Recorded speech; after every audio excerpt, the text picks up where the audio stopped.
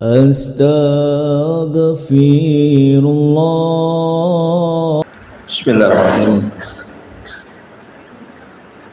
Assalamualaikum warahmatullahi wabarakatuh.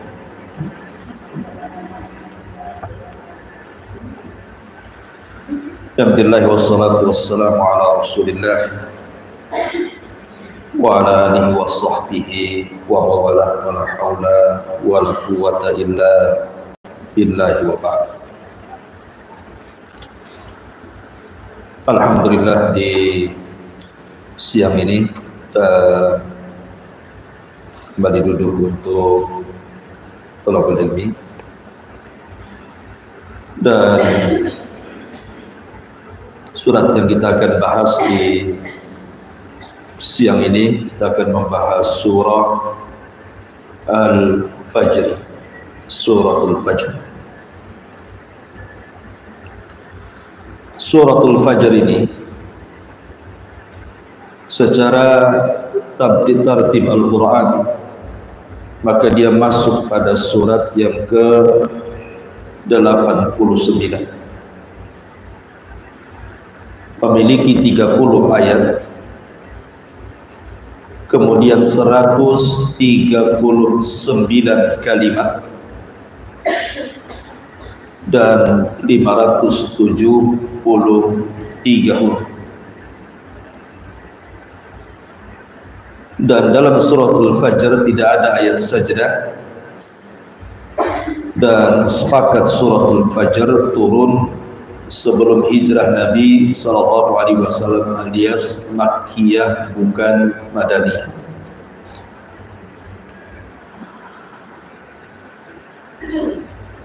Adapun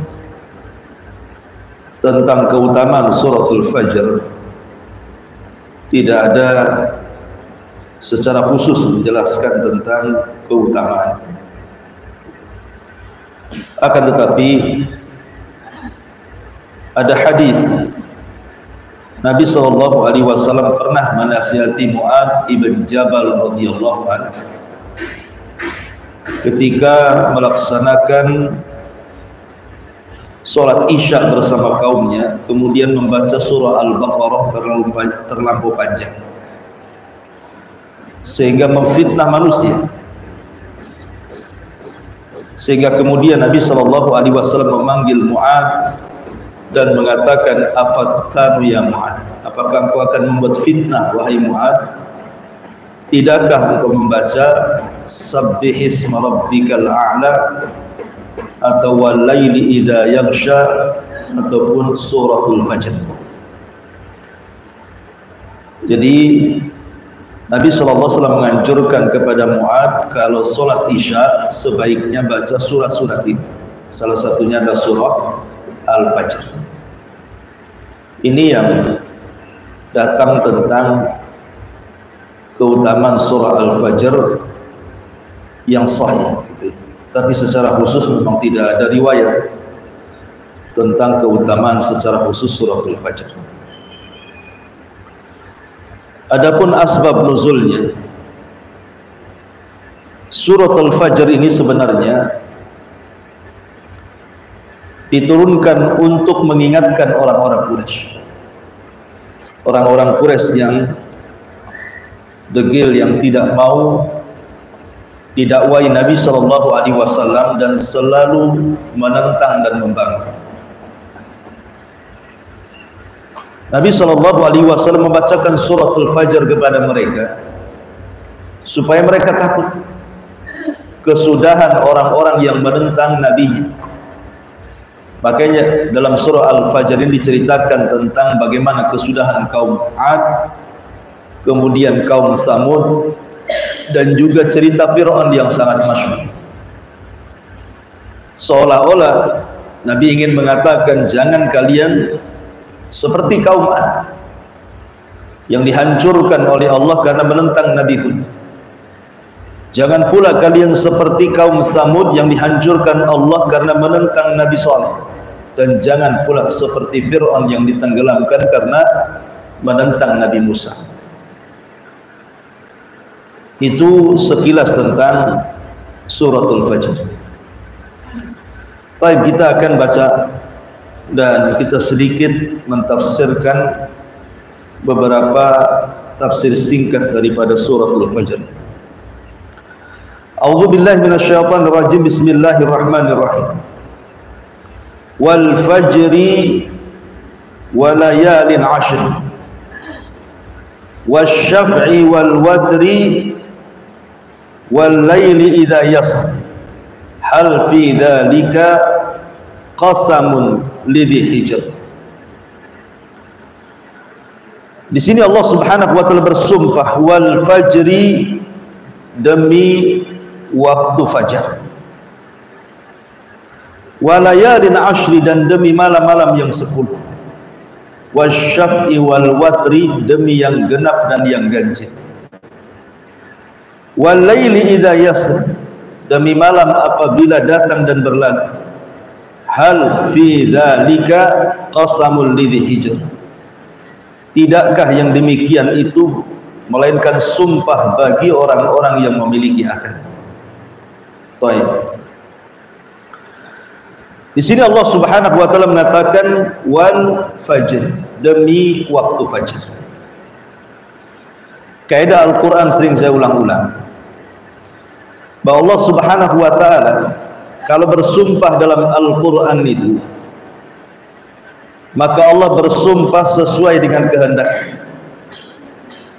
Dan Allah Subhanahu wa taala tidak menjadikan sumpah dalam Al-Qur'an kecuali makhluk yang disumpahinya itu, atau yang dijadikan sumpahnya itu pasti memiliki keistimewaan.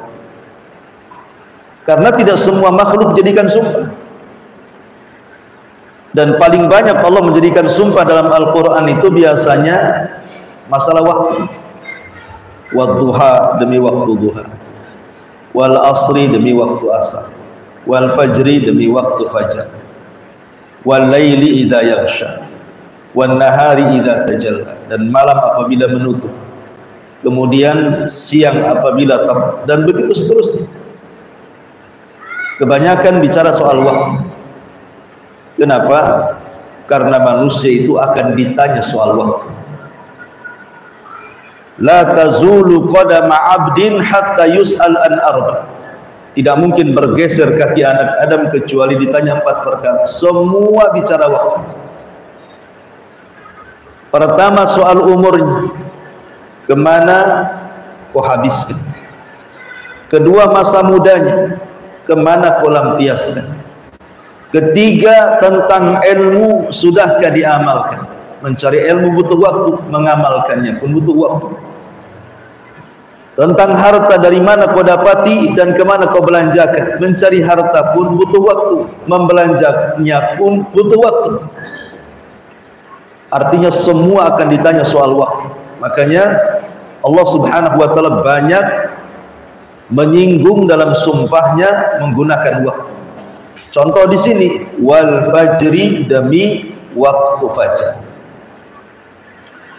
Tentu yang dimaksud demi waktu fajar adalah fajar shadiq, karena fajar itu dua kan. Ada fajar kadzib, ada fajar shadiq. Kalau fajar kadzib itu masih boleh sahur. Tapi kalau sudah fajar shadiq tidak boleh sahur karena sudah masuk batas awal puasa dan masuknya waktu subuh. Maksudnya fajar shadiq di sini artinya fajar yang menentukan masuknya subuh dan berhentinya orang berpuasa. Lah kalau kita cerita tentang fajar, sering saya ulang-ulang, fajar ini adalah waktu yang sangat berkah.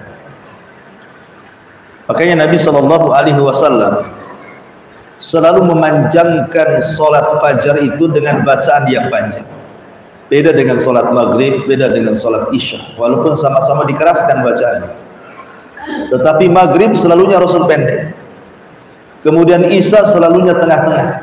Tapi kalau fajar, Rasul membaca Al-Quran itu tidak kurang dari 100 ayat. Kenapa? Karena bacaan Al-Quran di solat fajar itu disaksikan para malaikat. Makanya ibu yang solat di rumah, yang tidak sholat ke masjid, agak panjang lah subuhnya. Jangan pula kemudian subuh pakai inna a'tayna, qul huwallah, itu di salat maghrib. Kalau salat subuh itu ya agak panjang-panjang dikit lah. Ustaz nggak punya hafalan kecuali 5 surat, 5-5-nya dibaca biar agak panjang ya. Biar bacaan Al-Quran di salat fajar itu disaksikan para malaikat ya, dan malaikat mengamini kita yang membaca Al-Quran. Kemudian juga salat fajar adalah salat yang sangat-sangat istimewa di mata Nabi SAW. Bahkan dijadikan alamatun nifaq, ciri-ciri orang munafik ketika dia meninggalkan salat fajar. Ciri-ciri orang munafik. Nah, di sini Nabi SAW sampai kemudian menjamin orang-orang yang menjaga salat fajar itu dengan surga. Kata Nabi SAW, man hafadha ala baradaini dakhala al-jannah. Barang siapa yang menjaga 2 salat di waktu sudah mendingin cuaca, maka dijamin masuk surga. Maksudnya salat asar dan salat fajar. Kenapa salat asar salat dingin? Karena matahari sudah mulai meredup. Adapun waktu fajar dingin ya memang dingin gitu ya. Kalau malam itu agak panas, tapi kalau sudah ke pagi biasanya selimut itu bukannya dilempar malah ditarik biasanya. Dan setan kemudian membisikkan di telinganya, tidurlah karena malam masih panjang. Padahal sudah subuh. Ya, kemudian setan mengencingi telinganya dan mengikat tengkuknya supaya jangan bangun subuh. Makanya kalau seandainya dia terbangun kemudian membaca zikir, hilang 1 ikatan setan. Kalau dia berwudu, hilang 2 ikatan setan. Kalau dia sholat fajar, hilang 3-tiganya. Maka pagi harinya dia akan menjadi orang yang paling semangat hidup dan juga jiwanya akan baik, kata Nabi. Ya. Tapi orang yang meninggalkan sholat fajar jiwanya buruk, banyak masalah yang tidak tahu sebab masalah. Makanya kenapa sholat fajar itu dijadikan oleh Rasul patokan dalam menyerang musuh. Rasul kalau menyerang tidak pernah di waktu siang, tidak pernah di waktu sore, apalagi di waktu malam. Rasul kalau nyerang itu di waktu subuh. Sebelum diserang, maka Nabi SAW mendengarkan azan dulu. Apakah daerah yang diserang itu ada azan atau tidak? Kalau ada azan tidak jadi, berarti daerah Islam. Kalau tidak ada azan diserang. Dia nunggu azan dulu, habis itu Rasul sholat, setelah sholat subuh baru kemudian menyerbu kau. Alasannya kenapa? Karena Nabi SAW bersabda, nusirtu bis soba wa uhlikatil adu biddab.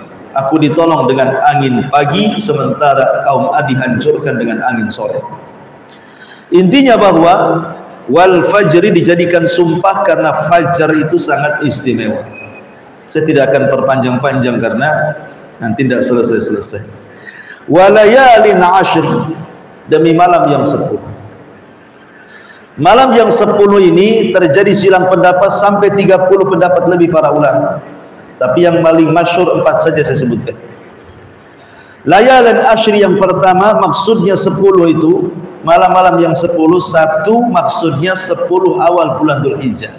Ini satu pendapat. Yang kedua maksudnya malam yang 10 itu 10 akhir Ramadan. Kemudian yang ketiga maksudnya 10 itu 10 awal bulan Muharram.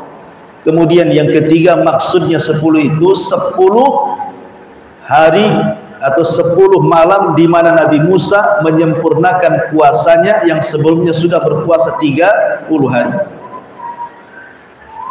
Wa atmamnahu bi ashrin wa tamma miqatu rabbih arba'ina lailan. Maka Musa menyempurnakan 10 hari berpuasa, maka sempurnalah puasanya Musa 40 malam. Karena zaman dulu kalau puasa malam, tapi syariat Rasul, syariat Islam kalau puasa siang. Dibalik, kalau dulu orang berpuasa malam ya, kalau sekarang siang gitu. Taib. Kemudian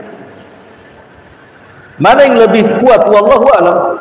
Dari sekian pendapat itu yang paling masyhur cuma 2. Maksudnya yang paling kuat gitu. Ada yang mengatakan 10 awal bulan Dzulhijjah, dan itu yang cocok dengan konteks surah Makkiyah. Kenapa? Kan ayat ini Makkiyah.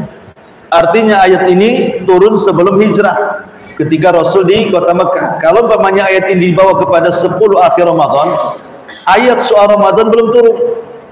Karena puasa Ramadan itu baru disyariatkan setelah Rasul hijrah pada tahun kedua.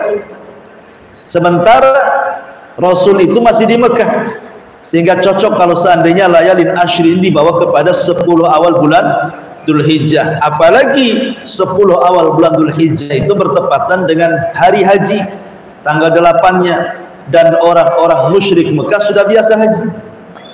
Sehingga ada yang menguatkan bahwa 10 kalimat 10 dalam layalin ashri di sini artinya 10 awal bulan Dzulhijjah. Tapi ada yang mengatakan bahwa yang paling kuat adalah 10 akhir Ramadan. Kenapa? Karena disebut layalin, malam. Arti malam ya malam kan gitu ya. Dan yang ada keutamaan malam pada hari yang 10 hari itu cuma di 10 akhir Ramadan. Di situ ada Lailatul Qadar. Seperti pendapat Syekh Utsaimin rahimahullahu taala menguatkan pendapat yang 10 akhir Ramadan. Tapi ada juga yang menguatkan 10 awal bulan Dzulhijjah. Kemudian Allah mengatakan wasyaf'i wal watri, demi yang genap dan yang ganjil. Apa maksudnya demi yang genap dan yang ganjil itu? Ada yang mengatakan yang genap itu Allah, yang genap itu makhluk, dan yang ganjil itu Allah. Karena Allah itu ganjil satu. Ya, makhluk ini berpasang-pasangan, ada siang, ada malam, ada pantai, ada daratan, ada laki-laki, ada perempuan, ada atas, ada bawah, samping kiri dan samping kanan. Makhluk itu pasti genap. Yang ganjil itu Allah. Ada juga yang mengatakan wasyaf'i wal watr ini bicara soal ibadah, bicara soal solat, bicara soal ibadah secara umum gitu ya. Ada solat isya genap, ada solat subuh ganjil ya. Kemudian juga ada bicara soal puasa gitu ya, Senin Kamis genap, Ayyamil Bid ganjil gitu ya. Jadi mencakup semua ibadah. Ada juga yang mengatakan yang genap dan yang ganjil maksudnya yang ganjil itu ada, kemudian lahirlah ataupun terciptalah dari tulang rusuk Adam pasangannya Hawa, itulah yang genap. Berarti yang ganjil adalah Adam, setelah keluar Hawa menjadi genap. Ada juga yang mengatakan wasyaf'i wal watri itu seperti itu. Wallahu alam, yang jelas bahwa di sini banyak penafsiran para ulama tentang kalimat wasyaf'i wal watr. Ada juga masalah haji. Yang ganjil itu ketika hari Arafah, itu ganjil tanggal 9. Yang genap itu hari kurban, ketika menyembelih kurban tanggal 10 bulan Dzulhijjah atau Idul Adha. Ada juga yang mentafsirkan seperti itu. Kemudian Allah mengatakan walaili idza yasri, dan demi malam apabila datang dan berlalu. Datang dan berlalu. Ya, karena malam itu datang dan berlalu. Dia datang, kemudian sampai terbit matahari berlalu, kemudian siang, sore lagi ketika terbit terbenam matahari, kemudian datang lagi. Begitulah malam silih berganti. Dan siapa yang memperjalankan malam? Allah. Kenapa Allah subhanahu wa ta'ala bersumpah dengan malam apabila datang dan pergi? Karena malam itu waktu yang sangat luar biasa ketika seorang hamba tafakur dan beribadah kepada Allah. Sampai-sampai suatu ketika Nabi SAW diturunkan padanya ayat Al-Quran, kalau tidak salah surah Al-Imran. Ketika itu Nabi SAW menangis sampai waktu subuh. Ketika dia sholat subuh, namanya menangis lama itu kan pasti ada bekas lebamnya. Orang nangis nih. Bilal bin Rabah bertanya, ya Rasulullah, kayaknya engkau menangis semalam. Tampak dari kedua mata. Kata Nabi SAW, iya, karena semalam telah turun kepadaku ayat, barang siapa yang membacanya tapi tidak merenungkannya celaka dia. Kemudian Rasul sallallahu alaihi wasallam membacakan ayat surah Al-Imran itu. Di mana surahnya itu? Inna fi khalqis samawati wal ard wa ikhtilafil laili wan nahar la ayatin liqaumin yatafakkarun ila akhiril ayat. Turun ayat ini dan Nabi SAW mengancam siapa yang membacanya dan tidak memikirkannya berarti celaka dia. Makanya ibadah malam itu lebih khusyuk dibandingkan ibadah siang. Kenapa? Karena lebih dekat kepada ikhlas. Mau riya sama siapa malam-malam? Apalagi zaman dulu belum ada handphone gitu ya. Listrik pun kadang-kadang di sebagian pulau itu saya pernah berdakwah dihidupkan jam 5 sampai jam 9 dipadamkan. Jadi mulai jam 10 terus sampai subuh itu gelap. Lah kalau seandainya ibadah di malam hari seperti ini, mau riya sama siapa coba kan itu. Makanya ibadah malam itu ibadah yang mendekatkan diri kepada ikhlas. Makanya dulu ada ulama salaf namanya Zainul Abidin. Zainul Abidin yang dikenal dengan sedekahus sir. Sedekahnya itu sembunyi-sembunyi. Itu kalau malam hari dia menggendong gandum. Kemudian diletakkan di pintu-pintu rumah orang-orang miskin. Jadi orang miskin kalau pagi hari buka pintu sudah ada gandum di depan rumahnya. Dan tahu saja kalau sudah habis tuh gandumnya ada lagi dan begitu seterusnya. Tiba-tiba kemudian orang-orang fakir ini mencela Zainul Abidin. Karena Zainul Abidin itu kan kaya, tapi tidak tampak sedekahnya. Akhirnya mereka mencela. Tetapi kemudian setelah Zainul Abidin ini meninggal dunia, tiba-tiba kemudian hilang sedekah itu di pintu-pintu orang-orang fakir itu. Dan orang yang memandikan mayatnya bercerita bahwa di pundaknya terdapat kapalan karena sering memangku gandum. Nah, ini namanya sedekahus sir. Tapi ibu jangan tiru ya. Kalau ibu naruh beras malam-malam disangka ibu yang maling beras. Malam-malam naruh beras disangka maling beras. Apalagi ada CCTV di situ. Ada barang buktinya. Ya. Baik. Jadi malam hari dijadikan sumpah oleh Allah Azza wa Jalla karena memang ibadah di malam hari itu lebih khusyuk.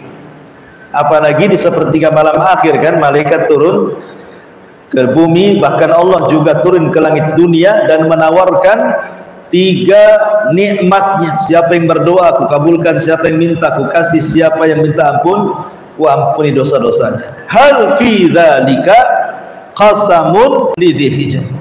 Tidak yang demikian itu sumpah-sumpah wal fajri wal layalin ashri wasyafi wal watri wal laili idza yasri qasam, itu semua sumpah. Lidzi hijr, ada pelajaran bagi orang yang punya akal. Kemudian Allah Subhanahu wa taala melanjutkan untuk apa sumpah-sumpah ini? Alam tara kaifa fa'ala rabbuka bi'ad irama dzatil imad allati lam yukhlaq mithluha fil bilad wa thamud alladhina jabu as-sakhra bil wad wa fir'auna dzil autad alladhina taghaw fil bilad fa aktharu fiha al-fasad fasabba 'alaihim rabbuka sawta adzab inna rabbaka labil mirsad. Alam tara kaifa fa'ala rabbuka bi'ad, tidakkah engkau lihat bagaimana Allah telah berbuat kepada kaum Ad? Siapa kaum Ad? Kaumnya Iram. Iram itu bapak daripada Ad ibn Iram, ya. Zatil imad, Zatil imad yang memiliki imad. Artinya imad ini ada yang mengatakan memiliki perawakan yang sangat besar, yang sangat tinggi. Allati lam yukhlaq mithluha fil bilad, yang Allah tidak pernah menciptakan mereka mithluha seperti mereka fil bilad, di negeri-negeri manapun. Wa thamud alladzina jabu as-sakhra bil wad, dan kaum Tsamud yang mereka memahat-mahat bukit-bukit batu di lembah-lembah. Wa fir'auna dzil autad, dan Fir'aun pemilik tiang-tiang besar. Alladzina taghaw fil bilad, yang melampaui batas di negerinya. Fa'aktsaru fihal fasad, mereka memperbanyak di dalam negeri tersebut kerusakan. Fasabba alaihim rabbuka sautu adab, maka Allah timpakan kepada mereka semeti adab. Inna rabbaka labil mirsad, sesungguhnya Rabbmu sungguh amat sangat mengawasi. Di sini Allah Subhanahu wa taala menceritakan tiga kaum. Pertama kaum Ad, diutus kepada mereka Nabi Allah Saleh. Yang kedua kaum Samud, diutus kepada kaum Ad diutus kepada mereka Nabi Hud. Kemudian kaum Samud diutus kepada mereka Nabi Saleh, dan Fir'aun serta bala tentaranya diutus kepada mereka Nabi Musa. Kenapa hanya 3 nabi ini saja? Ya, kenapa hanya 3 nabi diceritakan kepada orang-orang Quraisy dan kesudahan mereka oleh Nabi SAW? Pertama, karena yang 2 Hud dan juga Nabi Allah Saleh, keduanya Nabi Arab. Artinya orang-orang Arab, orang-orang Mekah itu tahu cerita tentang kaum Ad dan juga Nabi Hud serta cerita kaum Samud dan Nabi Saleh. Jadi ketika diceritakan kepada mereka, mereka sudah paham dan mereka ingat sejarah, karena 2 nabi ini adalah Nabi Arab. Nabi Arab berapa? 4. Nabi Hud, Nabi Saleh, Nabi Shu'aib, dan Nabi SAW. Selebihnya nabi-nabi itu dari Bani Israel. Lah di sini kenapa kemudian setelah itu dikisahkan kisah Nabi Musa? Nabi Musa kan bukan Nabi Arab. Kenapa dikisahkan juga kepada orang-orang kafir Quraisy? Karena nabi-nabi Bani Israel yang paling masyhur, yang sering diceritakan orang Yahudi Madinah itu biasanya Nabi Musa. Jadi orang-orang musyrik Arab ini, orang-orang musyrik Quraisy, kalau mereka safar berniaga ke Madinah berjumpa dengan orang-orang Yahudi, maka orang-orang Yahudi biasanya cerita Nabi Musa, sehingga ada maklumat di kepala-kepala orang-orang kafir Quraisy itu tentang kisah Nabi Musa. Sehingga Nabi SAW ketika kemudian mengajak bicara orang-orang Quraisy itu, mereka sudah ada gambaran siapa Musa dan bagaimana kesudahan orang-orang yang menentangnya. Ya, itu. Adapun nabi-nabi yang lain, orang-orang Quraisy tidak punya pengetahuan soal itu. Makanya hanya 3 nabi ini yang dikisahkan Rasul kepada orang-orang Quraisy, mengancam mereka tentang kesudahan para pembangkang nabinya. Ma'asyiral muslimat yang dimuliakan Allah Azza wa Jalla, Samud dan juga Ad itu sebenarnya satu bangsa. Makanya diistilahkan dalam Al-Quran itu, kalau Ad disebut Ad yang pertama, Adanil ula. Kalau Samud itu Ad yang kedua. Tapi sama-sama Ad, ya kan? Maka untuk membedakan, kemudian dibilangnya Samud. Sebenarnya itu Ad yang kedua, kaum Samud itu, setelah Ad yang pertama. Dan Samud itu nama dari kakeknya bangsa Arab. Lah kaum Ad dan kaum Samud ini, Allah Subhanahu wa taala berikan kepada mereka banyak nikmat. Tetapi Allah menguji mereka dengan nikmat-nikmat itu, mau syukur atau kufur. Nikmat yang pertama, Ad dan Samud itu, Allah berikan ekonomi yang kuat. Dan sebuah negeri dengan kekuatan ekonomi bisa menjajah negeri yang lainnya. Lihat negeri-negeri hari ini saja yang kaya-kaya, yang maju-maju itu, mereka bisa menjajah negeri-negeri yang berkembang. Apalagi negeri miskin, dijajahnya dia. Kekuatan ekonomi itu menentukan kekuasaan. Lah kaum Ad dan Samud itu diberikan ekonomi yang sangat-sangat kuat sehingga mampu menjajah negeri-negeri di sekitar. Kemudian yang kedua, Allah Subhanahu wa taala berikan fisik yang luar biasa besarnya dan tingginya. Makanya Allah mengatakan lam yukhlaq mithluha fil bilad. Allah tidak pernah menciptakan makhluk seperti itu.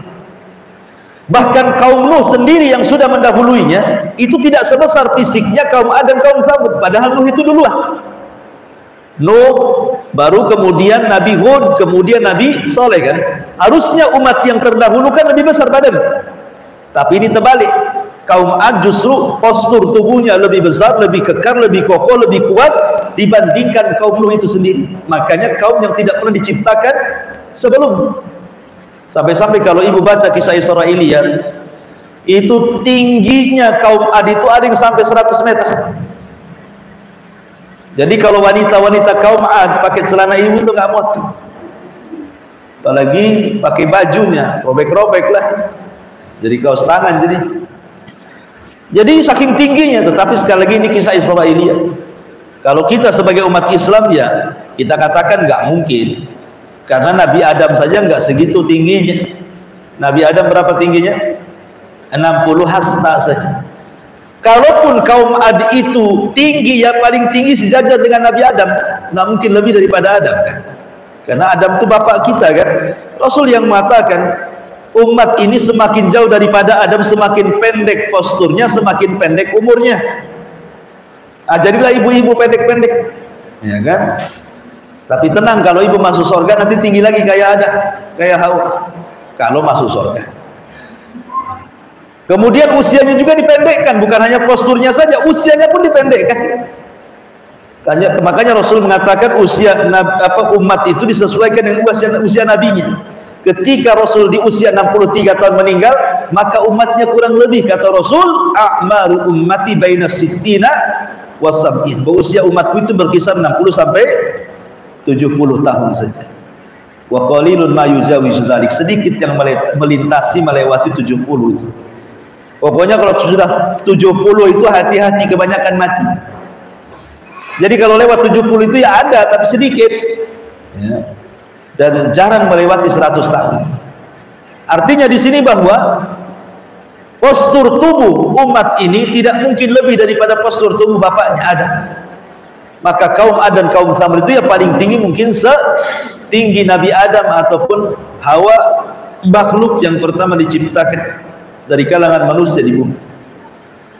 Kemudian yang kedua, yang ketiga, Allah Subhanahu wa taala menganugerahkan kepada mereka tanah yang subur. Kaum Ad dan kaum Tsamud itu diberikan oleh Allah Subhanahu wa taala tanah yang subur, peternakan yang banyak. Ya, karena kalau subur tanahnya biasanya ternaknya banyak. Tapi kalau tidak subur ternaknya sedikit, karena ternak kan makan dari kesuburan alam gitu, dari rumput dan begitu seterusnya. Jadi kaum Ad itu disuburkan dan kaum Tsamud disuburkan tanahnya sehingga tumbuh berbagai macam tumbuhan, buah-buahan, ternak juga melimpah, dan ini kenikmatan harta yang luar biasa yang Allah anugerahkan kepada dua kaum Ad dan Tsamud itu. Kemudian yang nomor 4, Allah berikan kekuatan fisik dan kecerdasan dalam mengatur segala urusan, baik ekonomi, baik peperangan, strategis perang, dan begitu seterusnya. Tetapi kaum Ad ini dan Tsamud kaum yang sangat bengis. Kenapa? Sebab kalau mereka mengirim satu pasukan, umpamanya ada kabilah yang kurang ajar gitu, yang menentang keinginan dua kaum ini, mereka tidak perlu mengutus banyak-banyak orang. Cukup 2-3 orang saja menghancurkan satu kabilah itu bisa. Dan kalau sudah menghancurkan satu kabilah itu, Allah mengatakan wa idza batashtum jabbari. Kalau mereka sudah menyerbu, menyerang, membinasakan, itu tidak punya rahmat dalam hatinya, dibantai habis. Mau anak kecil, mau perempuan, mau nenek-nenek, mau kakek-kakek, dihabiskan semuanya. Enggak punya rahmat. Ya, jadi karena mereka punya kekuatan gitu ya. Jadi kalau nyerbu tidak perlu bawa pasukan banyak-banyak. 2-3 orang saja itu dilempari batu aja hancur satu kabilah. Itulah makanya kenapa kaum Ad dan Tsamud itu dilebihkan dibandingkan kaum-kaum yang lain, dan Allah tidak pernah menciptakan seperti mereka. Kemudian juga nikmat yang Allah anugerahkan kepada mereka itu, mereka bisa menyulap padang pasir menjadi istana, dan bukit-bukit dipahatnya menjadi rumah-rumah megah, dengan memiliki seni tingkat tinggi. Padahal di zaman itu belum ada alat berat, belum ada belbon di zaman itu, masih pakai manual. Tapi mereka bisa memahat bukit-bukit, gunung-gunung yang menjulang itu bisa dijadikan istana-istana dan rumah-rumah megah. Bahkan daratan yang rata dibuatnya rumah seindah mungkin. Dan itu kita bisa lihat peninggalannya. Ya, ibu kalau ditakdirkan haji atau umrah, datanglah ke perkampungan Hijr. Makanya dalam Al-Quran itu ada namanya suratul Hijr, ya kan, surah Al-Hijr. Hijr itu nama tempat diutus padanya Nabi Soleh. Disitulah kaum Samud tinggal. Kalau kaum Ad tinggalnya di mana? Di Jadi kalau kaum Samud di Hijr, kalau kaum Ad di Ahqaf. Di mana Hijr dan Ahqaf? Kalau Ahqaf itu antara Hadraul Maut Yaman, pertengahan setelahnya Oman. Antara Oman dan Hadraul Maut di tengah-tengahnya itu disebut Ahqaf. Dan di Quran juga ada namanya surah Al-Ahqaf. Dan Ahqaf itu artinya gunung pasir. Disitulah kaum Ad tinggal di Ahqaf. Ya. Adapun kaum Samud di Hijr, Hijr itu di mana? Hijr itu di pertengahan antara Hijaz dan arah Yordania atau arah Syam. Hijaz itu maksudnya Mekah dan Madinah. Ya, yang mengarah ke Yordania atau Syam itu tengah-tengahnya itu Hijr. Disitulah ada peninggalan bukit-bukit yang dipahat sampai hari ini. Ya, kalau ibu tidak punya uang, gampang beli paket internet saja. Nah, ya kan? Nanti bisa dilihat di YouTube. Nah, nampak tuh. Tapi kalau ingin meresapi ya datang langsung ke sana. Tetapi bagaimana hukumnya datang ke negeri-negeri yang pernah diazab? Itu masalah. Karena Nabi SAW melarang, tidak boleh kita menginjakkan kaki di tempat yang pernah diazab, kecuali dia datang untuk tafakur dan juga dia datang dengan menaras. Kalau tidak, dua syarat ini tidak boleh masuk ke negeri yang ada atau bekas diazab Allah. Seperti umpamanya Laut Mati. Laut Mati itu bekas diazabnya kaum Sodom. Anehnya pula, kemudian di zaman sekarang Laut Mati itu digunakan untuk mandi lumpur, ya kan? Mandi itu dengan air, dengan lumpur. Aneh mandinya. Katanya untuk menghaluskan kulit. Di Laut Mati itu nggak boleh. Orang Islam itu tidak boleh ke tempat yang pernah diazab. Kenapa? Karena dikhawatirkan akan turun azab Allah susulan. Termasuk juga daerah-daerah yang di situ ada kesyirikan, tempat-tempat wisata yang di situ ada berhala yang disembah, ada ritual kesyirikan yang masih berlaku, sebaiknya ibu jangan datang ke situ deh. Ya, apain jauh-jauh kemudian harus ke Jawa, ke sini, ke tempat-tempat wisata, rupanya di situ ada ritual-ritual kesyirikan. Bagus ke Barelang, ke jembatan berapa itu? Karuan jelas kan, nggak ada kuburan, nggak ada berhala, nggak ada ritual, nggak ada apa-apa, nyemplung pun senang gitu ya. Jadi tidak boleh, karena dikhawatirkan kalau tempat-tempat wisata itu ada kesyirikan, takut ibu lagi di situ ada azab pula di situ. Ya, jadi yang wajar-wajar saja. Baik, kembali ke tema. Jadi kaum Samud diberikan kenikmatan seperti itu. Kemudian juga kaum Ad dan kaum Samud itu diberikan oleh Allah Azza wa Jalla kenikmatan yang luar biasa. Kenapa? Karena diutus kepada dua negeri ini seorang nabi. Dan tidak ada yang lebih nikmat dibandingkan diutusnya seorang nabi. Harusnya mereka mengikuti nabi, tapi mereka membangkang nabi, tidak bersyukur. Di mana kaum Ad diutus kepada mereka Nabi Hud alaihi salam. Kemudian kaum Samud diutus kepada mereka Nabi Allah Saleh alaihi salatu wassalam. Lah tabiat para nabi itu, Bu, kalau diutus biasanya bukan orang lain. Bukan umpamanya nabinya dari Puskopkar suruh dakwah ke Bengkong, bukan. Ya. Jadi nabi itu diutus ya kalau lahir di Puskopkar ya untuk warga Puskopkar gitu maksudnya. Jadi bukan dari luar nabi itu, ya dari daerah sendiri. Artinya orang-orang itu tahu masa bayinya, kemudian masa membesarnya, kemudian masa remajanya, masa dewasanya, masa diangkatnya jadi nabi. Jadi orang-orang itu tahu siapa dia. Dan biasanya Allah sudah mempersiapkan calon nabi itu akhlaknya, retorikanya, sehingga tidak ada cacat. Makanya Allah membahasakan wa ila adin akhahum Hudan, dan kepada kaum Ad Allah utus saudara mereka sendiri. Siapa? Nabi Hud. Allah membahasakan dengan saudara mereka sendiri gitu ya. Karena kaum Ad diutus oleh Allah seorang nabi dari kaumnya sendiri, bukan orang lain. Tetapi Kemudian Hud mendakwahkan dakwah tauhid, tetap saja mereka membangkang. Dan ingat bahwa dua kaum ini, kaum Ad dan kaum Samud ini adalah dua kaum yang pertama kali terseret kepada kesyirikan setelah peristiwa azabnya kaum Nuh. Ya, setelah banjir besar menenggelamkan seluruh manusia, yang selamat hanya di kapalnya Nuh saja. Kemudian dari tiga putra Nuh ini lahirlah keturunan Bani Adam sampai hari ini, Syam, Ham, dan Yafis. Lah setelah berlalunya waktu, berlalunya zaman, kemudian iblis datang, orang mulai meninggalkan ajaran-ajaran para nabi sebelumnya. Akhirnya kemudian kabilah yang pertama melakukan kesyirikan adalah kabilah Ad, di mana mereka menyembah tiga berhala. Somad, berhalanya namanya Haba yang pertama, kemudian yang kedua Somud, kemudian yang ketiga apa namanya, lupa saya. Pokoknya tiga berhala. Ya. Somud, kemudian Haba, sama Soda. Ya.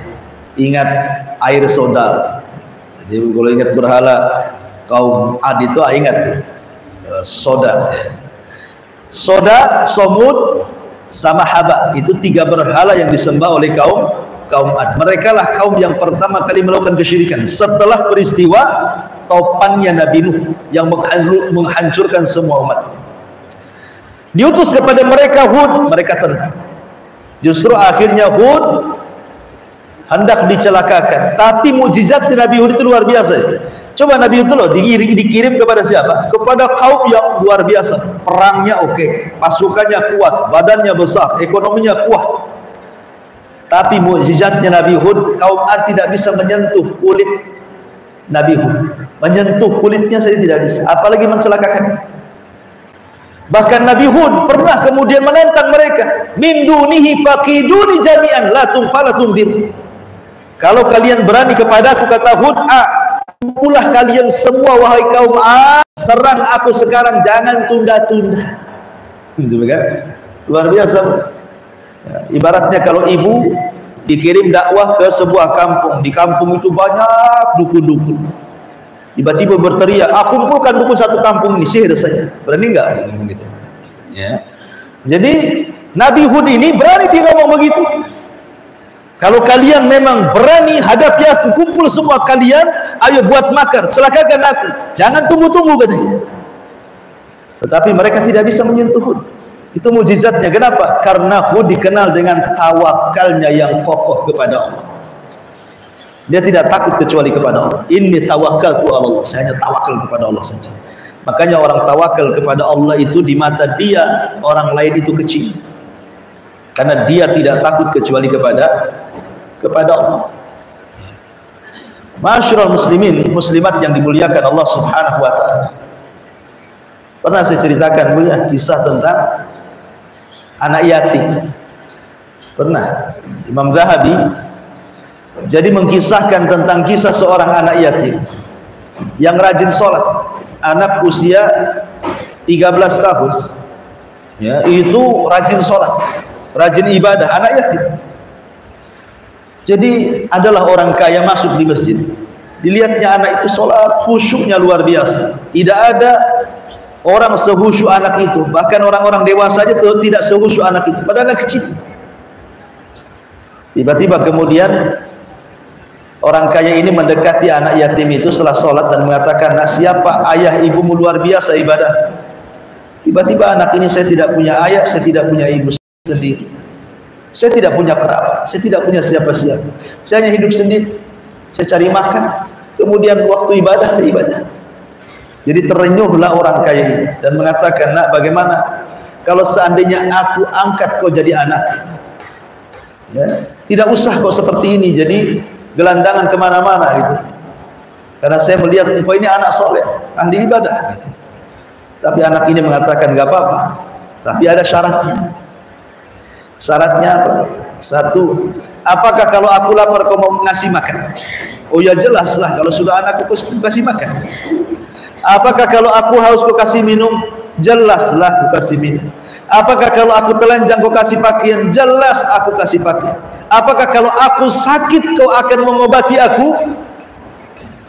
Jelas nah, pasti kau obati. Yang kelima ini yang tak bisa. Apakah kalau aku mati kau bisa menghidupkan aku? Oh, yang kelima tak bisa lah, nah, katanya. Yang 1, 2, 3, 4 bolehlah, tapi yang kelima enggak, mustahil. Kata anak ini, kalau yang kelima kau tak bisa, pergi kamu. Kau tidak bisa menjadi ayah angkatku. Kemudian dia membacakan ayat, ya, alladzi yut'imuni thumma yasqin wa idza maridtu fahuwa yashfi. Apabila aku lapar, dialah yang memberi makan aku. Apabila aku haus, Allah lah yang memberi minum kepadaku. Apabila aku sakit, dialah yang menyembuhkanku. Walladzi yumituhu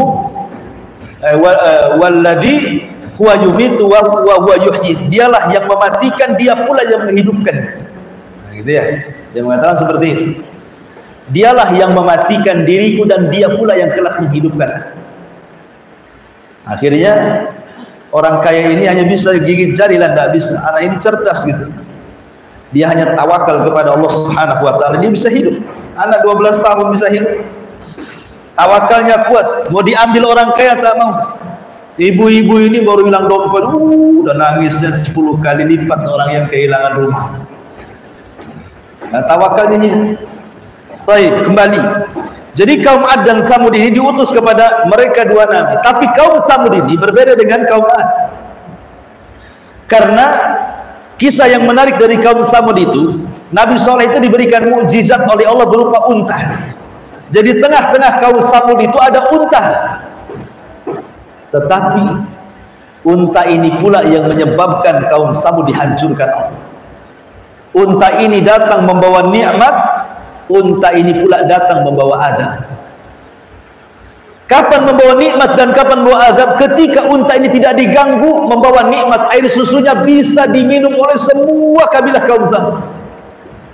Tapi ketika mereka mulai kasar menyembelih unta Nabi Saleh yang merupakan mukjizat terbesarnya, maka datanglah azab kepada mereka. Bagaimana azabnya? Kalau kaum Ad, azabnya berupa angin, puting beliung. Jadi kaum Ad ini permulaan azabnya begini. Awalnya 3 tahun paceklik. 3 tahun paceklik kaum Ad ini. Tidak ada hujan. Akhirnya gersang semua tumbuh-tumbuhan mati, hewan juga pada mati.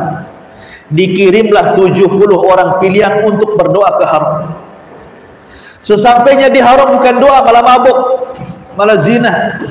Diingatkan, kita kan kesini untuk berdoa, kenapa kita maksiat? Akhirnya kemudian mereka pun diingatkan, sadar, berdoalah kepada Allah di Haram tersebut. Rupa-rupanya di balik awan ada yang bicara. Sudah ku dengar doa-doa kalian. Kalian mau awan seperti apa? Awan putih, awan merah, ataukah awan hitam? Mereka mengatakan kami ingin awan hitam. Alasannya karena awan hitam itu mengandung air. Lihatlah kalau mau hujan kan gelap, gitu ya. Kalau gitu pulang kalian. Pulanglah 70 orang pilihan ke kaum Ad, dikasih tahu kaum Ad itu, doa kami sudah diijabah. Maka senanglah seluruh kaum Ad. Tiba-tiba datang awan hitam, betul-betul datang awan hitam itu.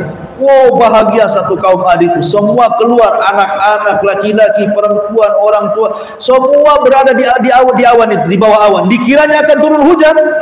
Rupanya awan itu permulaan azab. Tiba-tiba dari awan itu ada angin yang menyedot manusia ke langit. Itulah puting beliung, menyedot orang yang ada di bawah ke langit. Sehingga tidak ada yang tersisa. Tidak ada manusia yang tersisa dari kaum Ad kecuali terbang ke langit, kecuali Hud dan orang-orang yang beriman. Sampai di langit ditubruk-tubrukan satu dengan yang lain sehingga meninggal semua di langit. Berapa lama? 7 malam 8 hari di langit, ya. Sab'ata layalin wa thamaniyata ayyamin husuma. 7 malam 8 hari diputar-putar. Habis itu setelah mati di langit, dilempar ke bumi, ka'ajajin nakhlin, seperti tunggul kurma yang ditancapkan di bumi, mati semua. Itu azabnya kaum Ad. Adapun azabnya kaum Saleh, setelah mereka menyembelih unta itu, Nabi Saleh memperingatkan, entar lagi datang azab kepada kalian. Tunggu saja 3 hari. Betul-betul ketika mereka menyembelih unta Nabi Saleh, kemudian mulai hendak membunuh Nabi Saleh dan keluarganya dan orang-orang yang beriman, maka ketika itu Nabi Saleh langsung hijrah pergi meninggalkan mereka, karena mereka itu yang mereka inginkan. Nabi Saleh keluar dari Samud. Ketika Nabi Saleh sudah keluar dan kaumnya dari Samud, maka mereka mulai ketakutan, merasakan akan ditimpa azab. Ya. Maka di hari pertama wajah mereka tiba-tiba kemudian wajahnya menguning, hari kedua memerah, hari ketiga kemudian menghitam, dan mereka siap menggali kubur-kubur mereka sendiri. Dan Allah kirimkan hawa panas yang luar biasa. Tiba-tiba hari keempat Jibril diutus untuk berteriak, satu kali teriakan saja cukup mencabut nyawa seluruh kaum Samud, sehingga tidak ada kecuali bergelimbangan jasad di rumah-rumah mereka. Itulah azab kaum Samud. Lah dua kisah ini dikisahkan kepada orang-orang Quraisy, seolah-olah Rasul mengatakan, apakah kalian ingin seperti Ad dan Samud? Makanya ketika Al-Walid ibn Mughirah datang kepada Rasulullah masih kafir, dan Al-Walid juga mati kafir. Jadi Al-Walid ini datang kepada Nabi SAW hendak berdialog, tanazul, dan mengatakan, ya Muhammad, sudahlah, berhentilah dakwah. Kalau kau ingin kaya, kami sediakan harta. Kalau kau ingin raja, kami jadikan kami engkau pemimpin kami. Kalau kau ingin perempuan yang paling cantik, tinggal tunjuk saja, kami carikan. Kalau kau sakit, kau gila, kami carikan tabib. Sebenarnya maumu apa? Maka Nabi SAW, sudah wahai Walid, kau bicara dari tadi, kau aja yang bicara, gantianlah kan itu. Akhirnya Nabi SAW ketika Al-Walid diam, dia membacakan surat Toha. Fa in aradu anzartukum sa'iqatan mithla sa'iqati 'adin wa thamud. Rasul tidak membantah dengan kata-kata. Rasul hanya mencuplik satu ayat. Kalau orang-orang Quraisy itu berpaling, Allah mengatakan akan datangkan kepada mereka seperti azab yang pernah diberikan kepada kaum Ad dan Samud. Kata Al-Walid, cukup ya Muhammad, jangan kau berdoa lagi, karena dia tahu bahwa Rasul itu seorang Nabi. Ya. Tapi ketika bagaimana Rasul mengingatkan kepada tokoh Quraisy ini tentang dua kisah Ad dan Samud, dia ketakutan, karena kisah ini memang sudah dikonsumsi turun-temurun oleh nenek moyang mereka sampai kepada orang-orang kafir Quraisy di zaman Rasul. Adapun kemudian kisah yang ketiga, kisah Fir'aun.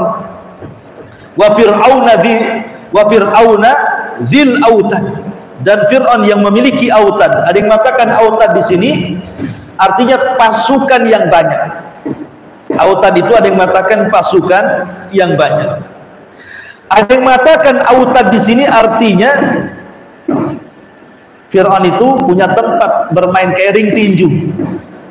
Tahu ibu ring tinju itu kan pakai tali, ya, supaya orang tidak keluar dari ring tinju itu kan. Autad itu permainan Fir'aun, menggunakan tali yang ditali-talikan ke pasak-pasak.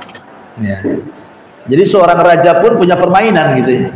Ya, semacam ring tinju lah. Kemudian juga ada yang mengatakan autad di sini artinya pasak-pasak untuk menyiksa Bani Israel.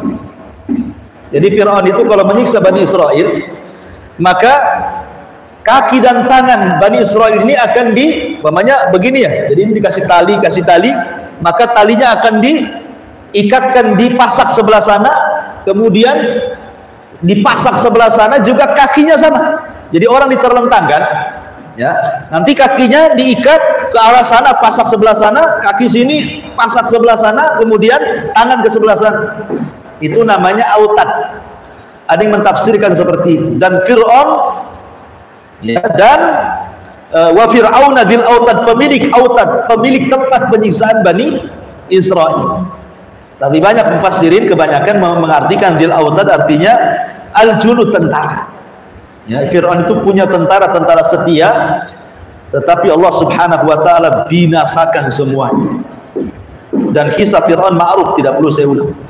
Alladzina taghaw fil bilad. Lah kaum Ad, kaum Samud, kaum Fir'aun itu orang-orang yang melampaui batas di negerinya. Kemudian fa'aktsaru fiha al-fasad, mereka semua melakukan kerusakan. Fasabba alaihim rabbuka sawta adab, makanya Allah timpakan kepada mereka, Rabb kalian menimpakan kepada mereka Ad, Samud dan Fir'aun itu sawta adab, semeti azab. Semeti itu apa? Cambuk. Ya. Kenapa tidak menggunakan istilah pedang, panah, tombak? Kenapa pakai cambuk? Cambuk itu adalah seringan-ringannya senjata dibandingkan pedang, dibandingkan tombak, dibandingkan panah gitu ya. Cambuk itu seringan-ringan senjata. Seolah-olah Allah Subhanahu wa taala ingin mengatakan rendah sekali adab yang ditimpakan kepada kaum Ad, kaum Tsamud dan kaum Fir'aun di dunia, dan kelak ada adab yang jauh lebih berat dibandingkan itu. Jadi adab yang mereka rasakan di bumi itu hanya adab yang rendah saja, tapi nanti akan adab lagi dengan adab yang sangat besar di kuburan mereka dan kelak sampai ke neraka. Ya, itu namanya sautu adab itu. Inna rabbaka labil mirsad. Ingat, Rabbmu itu sungguh mirsad. Mirsad itu berbeda dengan melihat. Kalau melihat ya melihat saja, tapi kalau mirsad ini mengawasi, tentu teliti. Orang mengawasi kan teliti ya, gerak-geriknya itu. Jadi Allah itu maha teliti ketika melihat perbuatan kita. Ingat bahwa apapun yang dilakukan kita pasti akan diawasi Allah Subhanahu wa taala. Kemudian Allah mengatakan, fa ammal insanu idza mabtalahu rabbuhu fa akramahu wa na'amahu fayaqulu rabbi akraman, wa amma idza mabtalahu faqadara alaihi rizqahu fayaqulu rabbi ahana. Kalla bal la tuqrimuna al-yatim wa la tahadduna ala ta'amil miskin wa ta'kuluna at-turatha aklan lamma wa tuhibbuna al-mala hubban jamma. Di sini Allah Subhanahu wa taala ingin ingatkan khususnya kepada orang-orang kafir Quraisy, umumnya kepada kita juga. Kebiasaan orang-orang Quraisy itu, kalau sebagian mereka diberikan kekayaan banyak, merasa mereka itu sangat dimuliakan Tuhan. Tapi kalau mereka kemudian tidak diberikan kekayaan dan hidup susah miskin, maka mereka punya keyakinan sedang dihinakan Tuhan. Itulah keyakinan orang Quraisy. Ya. Jadi keyakinan orang Quraisy kalau kaya merasa Rabbi akraman, oh Tuhanku lagi memuliakan aku. Tapi kalau kemudian kekayaan dicabut, mereka mengatakan Rabbi ahanan, Rabbku sedang menghinakan diri. Makanya Allah mengatakan di sini, fa ammal insan, adapun manusia, idza mabtalahu rabbuhu, kalau Rabbnya mengujinya dengan kekayaan, fa akramahu, dia pun dimuliakan Allah, wa na'amahu, dilimpahkan nikmat kepadanya, fa yaqulu rabbi akraman, dia pun mengatakan Rabbku sedang memuliakan aku. Wa amma adapun idza mabtalahu, Allah uji dia, fa qadara alaihi, Allah sempitkan padanya rizkinya, fa yaqulu rabbi ahanan, dia pula mengatakan Rabbku sedang menghinakan aku. Ingat bahwa kekayaan itu bukan alamat kemuliaan. Sering saya ulang-ulang, kekayaan itu bukan alamat kebaikan. Kenapa? Karena kekayaan itu bersyarikat antara si mukmin dan si kafir. Fir'aun, Namrud, Qarun kaya, Sulaiman, Abu Bakar kaya juga, ya kan? Jadi mukmin diberikan kekayaan, orang kafir pun diberikan kekayaan. Lalu apa bedanya Anda dengan orang kafir? Itu sama-sama kaya. Ya. Apalagi kemudian kekayaan itu adalah sirru tughyan, rahasia bejaknya orang, jahatnya orang itu karena kekayaan. Lihat Qarun menjadi jahat yang tadinya ahli ibadah karena kaya. Lihat Fir'aun, Namrud mengaku Tuhan karena kekayaan dan kekuasaan. Lihat Al-Walid ibn Mughirah yang kekayaannya terbentang dari Taif sampai ke Mekah, tetapi kufur dengan syariat Muhammad. Akhirnya Allah mengatakan sa'uslihi saqar, ku masukkan kau ke dalam neraka saqar. Lihat Abu Lahab yang Allah mengatakan ma'agna anhu maluhu wa ma kasab, tidak ada manfaat tuh hartanya, kekayaannya, anak-anaknya kalau sudah masuk neraka yang menyala-nyala. Jadi kekayaan itu sirru tughyan, dan Allah membahasakan sebenarnya kekayaan itu adalah hakikat daripada tajmi' wa tafriq. Tajmi' wa tafriq. Apa sih tajmi' wa tafriq itu? Tajmi' itu mengumpul-ngumpulkan, sudah banyak ibu tinggalkan. Sia-sia enggak? Ibu dicari harta terus bangun rumah, bangun kos-kosan, beli tanah, aset di mana-mana, apartemen di mana-mana. Karena biasanya makin tua itu makin garang cari harta biasanya. Bukan makin selesai. Ada orang usianya 60 tahun, udah kaya, bukannya istirahat, hartanya tidak akan habis dimakan 7 turunan, masih juga sibuk urus perusahaan. Ada tuh yang kayak gitu. Ketika kemudian dia mati, hartanya masih banyak, apakah mungkin harta itu kemudian diuangkan, dibuat cek gitu ya, kemudian dimasukkan ke dalam kuburan? Tidak juga. Ditinggalkan untuk siapa? Untuk perang ahli warisnya. Ahli warisnya perang tuh jadinya. Jadi harta itu hanya dikumpulkan, habis itu ditinggalkan untuk ahli warisnya. Makanya Rasul mengatakan, maluka ma akalta fa afnaita wa ma labista fa ablaita wa ma tasaddaqta fa abkaita. Hartamu yang kau makan habis, yang kau pakai usah, yang kau sedekahkan itulah yang benar-benar harta. Ya kan? Baik. Kemudian Allah hendak menghinakan orang-orang kafir. Karena orang-orang kafir itu tidak punya rahmat dalam hatinya.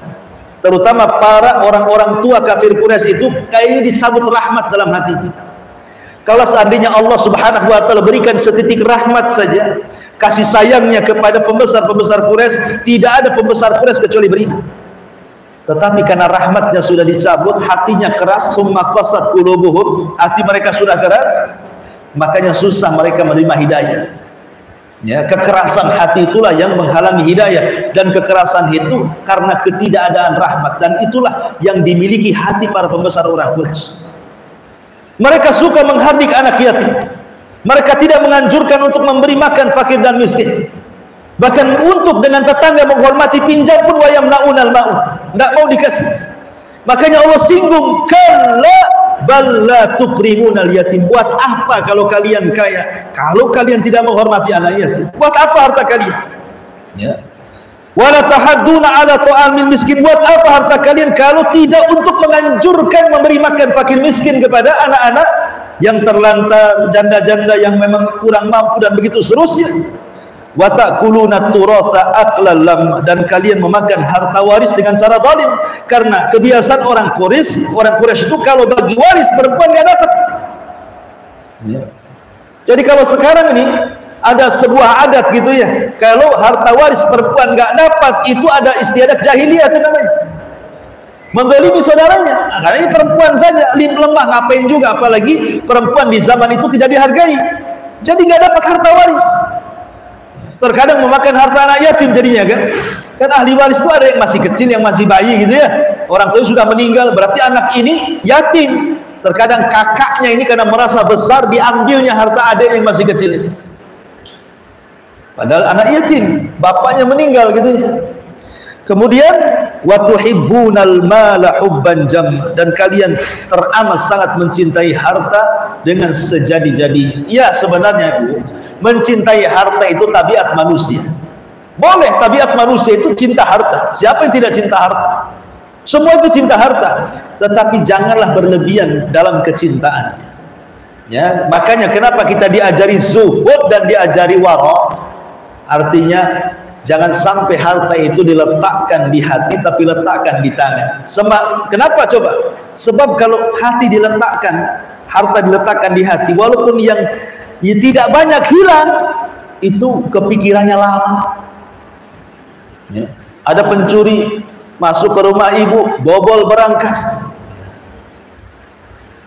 Wow, kepikirannya hilang. Apa kepikir kayak kiamat sudah? Kayak kiamat. Padahal yang diambil itu tidak banyak. Ya. Saat berangkas-berangkasnya diambil. Oke lah, berangkas hilang, tapi rumahnya kan nggak diambil.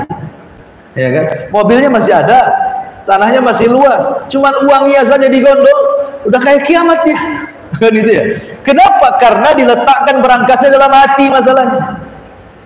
Coba kalau berangkasnya diletakkan di tangan, paling dia mengatakan innalillah wa inna ilaihi rajiun, kata hati. Itu kan semua datang dari Allah. Kalau memang bukan rezekinya, ya terserah Allah lah mau kemanakan, kan itu. Ya, sehingga lebih tenang lagi. Kemudian Allah mengatakan, kalla idza dukkatil ardu dakkan dakkan wa jaa rabbuka wal malaku saffan saffan. Waji'a yawma idzin bi jahannam yawma idzi yatadhakkarul insanu anna lahu dzikra yaqulu ya laitani qaddamtu li hayati fa yawma idzin la yu'adzibu adzabahu ahad wa la yuthiqu wathaqahu ahad ya ayyatuhan nafsul mutmainnah irji'i ila rabbiki radiyatan mardiyah fadkhuli fi ibadi wadkhuli jannati. Di sini Allah Subhanahu wa taala mulai beralih kepada tema yang lain. Ingat bahwa ini nyinggung orang-orang kafir, ya. Bahwa kalian ini sudah Allah berikan nikmat yang banyak berupa dunia dan begitu seterusnya. Kalau kalian tidak pandai memanfaatkan dunia, tidak mampu menyantuni anak yatim, tidak memperhatikan fakir miskin, kalian saling mendolimi diri kalian dengan memakan makanan yang batil dan begitu seterusnya, ingat suatu ketika ada hari di mana kalian akan mempertanggungjawabkan. Seolah-olah Allah ingin mengatakan seperti ini. Hari itu apa? Hari itu adalah yaumul qiyamah. Allah mengatakan kalla idza dukkatil ardu dzakkan dzakkan. Ingatlah ketika bumi ini digoncangkan segoncang-goncang. Ada yang mengatakan bumi ini diratakan sehingga tidak ada bukit, tidak ada gunung, rata semuanya dengan goncangan ini. Ada yang mengatakan dakkan ya digempakan, gempa di sana sini, dan ini hari kiamat. Sama dengan ayat idza zulzilatil ardu zilzalah. Wa jaa rabbuka wal malaku saffan saffa, dan datanglah Rabbmu serta malaikat bersaf-saf. Ini setelah hari kebangkitan Allah akan datangkan Jahannam. Waji'a yauma idzin bi Jahannam. Jadi suatu ketika nanti, ketika manusia sudah berkumpul di padang mahsyar, Allah akan datang menemui manusia dan memerintahkan para malaikat untuk menggeret Jahannam, dan Jahannam itu memiliki 70 tali kekang. Setiap satu tali kekang dipegang 70.000 malaikat. Besarnya Jahannam itu. Kemudian dihadapkan di hadapan manusia di padang mahsyar, dan malaikat bersaf-saf di situ.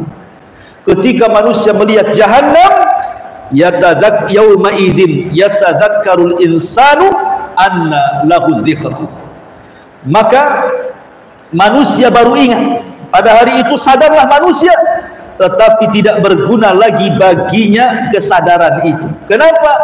Percuma lagi, karena hari itu bukan hari beramal, bertobat, menyumbang harta kepada anak yatim, fuqara wal masakin, membantu orang yang nggak ada lagi waktunya, karena hari itu hari hisab. Kalau mau beramal, sekaranglah hari amal. Nanti pada hari ketika dihadapkan Jahannam, tidak ada lagi kecuali hisab dari Allah Subhanahu wa ta'ala. Akhirnya yang ada penyesalan, yaqulu ya laitani qaddamtu li hayati. Maka pada hari itu seseorang yang pada hari itu seseorang di antara mereka berkata, alangkah baiknya sekiranya dahulu aku mengerjakan kebaikan di dunia. Sekarang dia ngomong begitu, sudah telat, sudah kaset bahasanya, sudah tidak ada lagi waktu. Penyesalan itu biasanya di akhir, kan? Sama dengan orang-orang yang masuk ke liang kubur, dia mengatakan laula akhartani ila ajalin qarib la asaddaqa wa aqum minas sholin. Cobalah Allah kasih hidup aku sesaat di bumi, aku akan sedekah, katanya. Ini ketika di akhirat sama perkataannya, yaqulu ya laitani qaddamtu li hayati. Duhai kiranya dahulu aku bisa memberikan amal solehku kepada Allah. Enggak ada gunanya dia ngomong begitu. Fa yauma idzin la yu'adzibu adzabahu ahad wa la yuthiqu wathaqahu ahad. Maka pada hari itu tidak ada seorang pun yang mengadab seperti adabnya, dan tidak ada seorang pun yang mengikat seperti ikatannya. Artinya Allah akan memberikan adab yang tidak pernah Allah berikan kecuali di akhirat, dan manusia akan merasakan itu semua bagi orang-orang yang ditakdirkan mereka kufur kepada Allah Subhanahu wa ta'ala. Kemudian Allah akhiri ayatnya, ya ayyatuhan nafsul mutmainnah irji'i ila rabbiki radiyatan mardiyah fadkhuli fi ibadi wadkhuli jannati. Wahai jiwa yang tenang, kembalilah kepada Tuhanmu dengan hati yang ridha dan diridhai, maka masuklah kalian ke golongan hamba-hambaku dan masuklah ke dalam surga. Ikhwah, ibu yang dimuliakan Allah Azza wa Jalla. Jadi di sini Allah mengatakan di akhirat itu ada wajah-wajah dengan berbagai macam wajah. Pertama ada wajah-wajah yang putih bersih dan hitam gelap. Wajah yang putih bersih dan hitam gelap. Kemudian yang kedua ada wajah-wajah yang bercahaya dan bersinar. Ada wajah-wajah yang bercahaya dan bersinar. Kemudian yang ketiga ada wajah-wajah yang bahagia karena penuh dengan nikmat dari Allah Subhanahu wa taala. Wujuhu yawma idzin na'imah. Dan yang terakhir wujuhu yawma idzir radiyah. Jadi orang-orang yang beriman diberikan 4 wajah. Pertama wajahnya memutih, kemudian keluar cahaya, kemudian nampak senangnya, kemudian wajah-wajah yang diridhai. Kapan ini? Pertama, ketika kita mengambil catatan seperti ini, kita ambil catatan dengan tangan kanan, kemudian Allah katakan iqra kitabak, baca kitabmu, kita baca kitab kita. Karena catatannya banyak yang baik, wajah kita makin memutih, badan kita membesar, sehingga sampai kepada postur Adam dan lebar postur Adam. Sampai di situ selesai, tidak mungkin membesar lagi.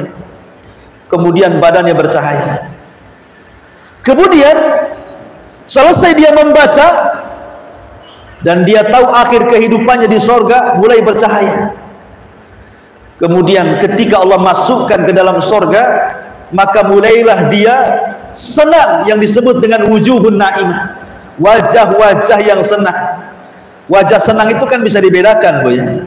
Coba ibu perhatikan wajah yang gak punya hutang dengan wajah yang punya hutang, kan nampak dari kerutan matanya.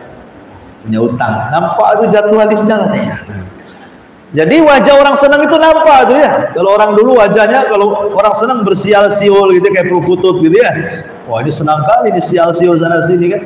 Ahli sorga itu wujuhun na'imah, nampak pokoknya wajahnya senang lah ya.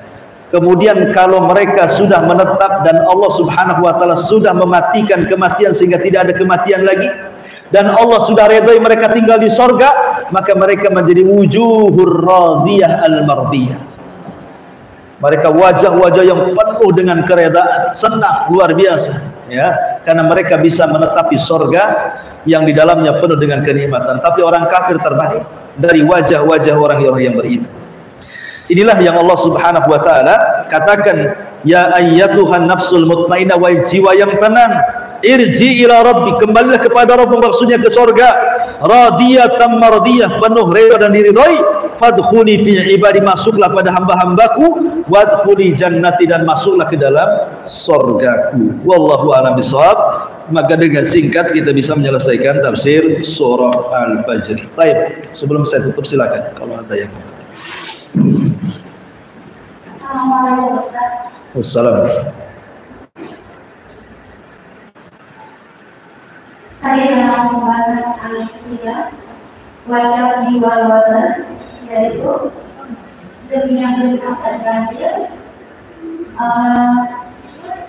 Ada juga bicara masalah sholat ibadah. Terus yang ketiga yang tadi itu ada menjadi genap setelahnya ketika ada awal. Terus yang keempat yang ganjil itu adalah apa yang genap itu 10 hari pas hari kurban. Yang lainnya bagus tahu.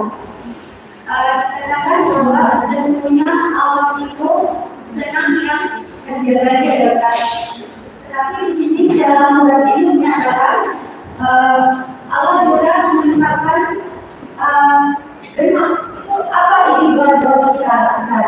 Allah mengatakan Allah sebenarnya kecil, tapi Allah menciptakan yang benar. Selain yang kita tahu, yang tadi itu yang pada manusia dan yang itu pada Allah. Iya, alhamdulillah. Karena ada hadis Nabi mengatakan, innallaha yuhibbul witra. Allah itu suka yang ganjil, karena dia sendiri ganjil.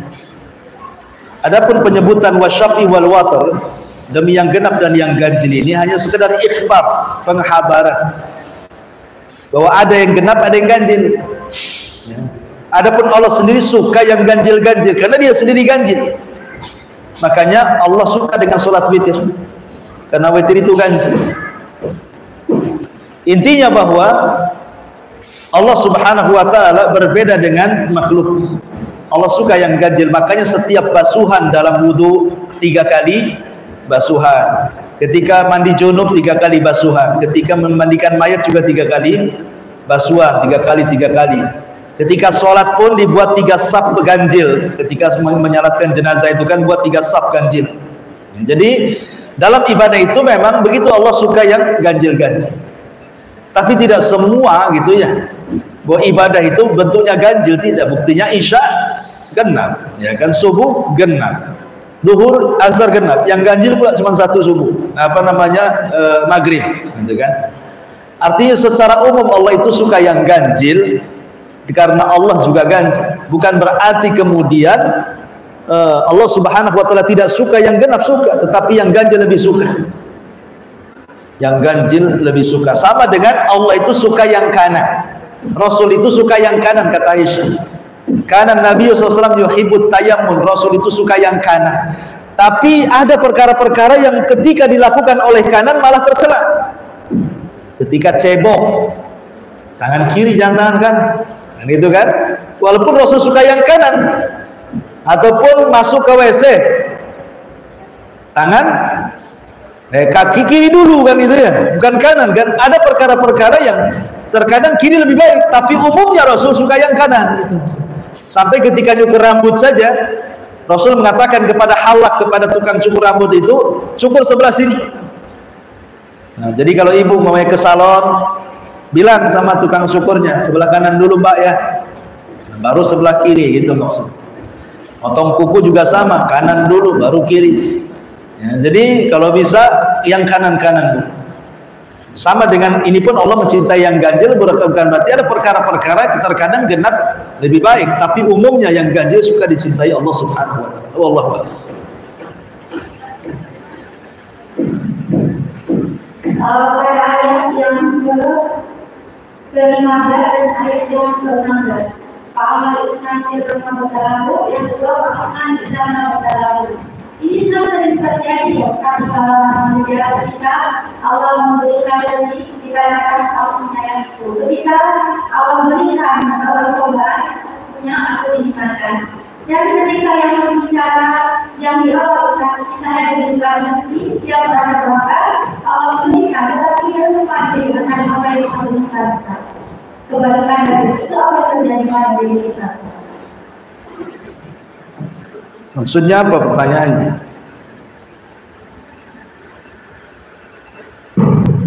Hikmah apa yang didapat ketika seorang ibu mempunyai dari kata-kata itu? Iya, alhamdulillah.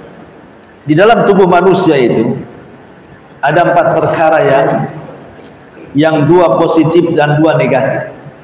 Dalam tubuh ibu-ibu itu, kalau saya terawang, saya ahli terawang ya.